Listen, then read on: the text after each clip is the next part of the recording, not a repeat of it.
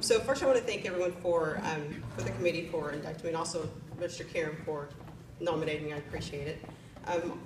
You should never give a sports psychologist a microphone, so you're going to have to bear with me for a couple of minutes. I want to first thank my parents, Frank and Elsie Borlabi, because they came to the United States just for a better life for myself and my brother and my sister, and they gave us one. So thank you, Frank and Elsie, for giving me and my children and my children's children a better life. I so appreciate it very, very much.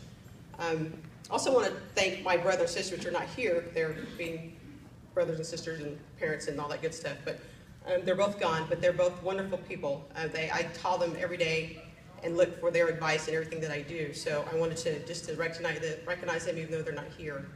I also want to recognize Frank and Mercy Narte. They're like my second parents. Every member that I have, they're part of it. This would be my daughter as well. They're part of my memory. And I also want to recognize someone that, it's going to be a big surprise, but I have another extended family, which are the Hills. If you know the Hills, there's 14 of them, so adding one more person is just another thing. So I'm part of the Hills, and Nikki and I have been best friends for probably 20 plus years, and I do lots of presentations for sports programs, and one of the presentations I do is about competing and winning. And when I do this presentation, I talk about Nikki Stevens Hill all the time, because something that she's done is that it took her, and I'm going to guess, somewhere I think about 8 years to get her bachelor's degree. And it wasn't because she couldn't do it, it's because she had so much going on, so she had to do one class at a time. And I think it's one of those things that inspires me, because I would not have been able to do it. If I had to take one class at a time, I wouldn't be standing here. I needed to do it all. And she had to do one class at a time just because life interfered. And so I'm so proud of her, and I talk about her all the time. And I just wanted to mention that. Because she's an amazing, amazing woman. And so I thank you for being a part of my life, and I thank you for inviting me into your family. It's so funny.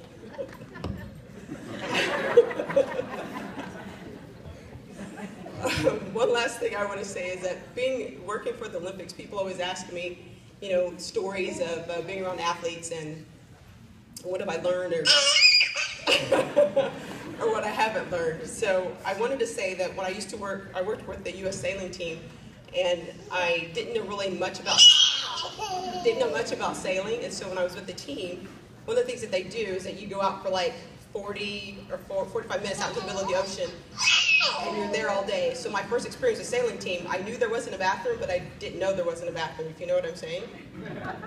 So I was out there for about 8 hours and realized, what am I going to do? So I asked the coach, if I had to use the bathroom, hypothetically speaking, what would I do? And so he was so excited, he took the bucket and said, here's your first choice, to use the bucket. The other choice was for me to hang it over the side. That's in your naked bottom over the side of the boat. And I said, oh, okay. So I held it for about 14 days. Every day I never went to the bathroom because I just couldn't do it. It just seemed kind of crazy to me.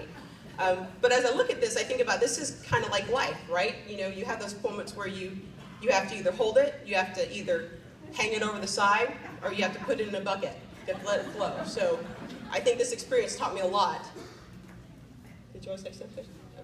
I think this experience taught me a lot, and so I just wanted to say that when you're going through things like that, just kind of pay attention, because you always find those little stories that help you move forward. So I thank you, and I appreciate it so much, so thanks again.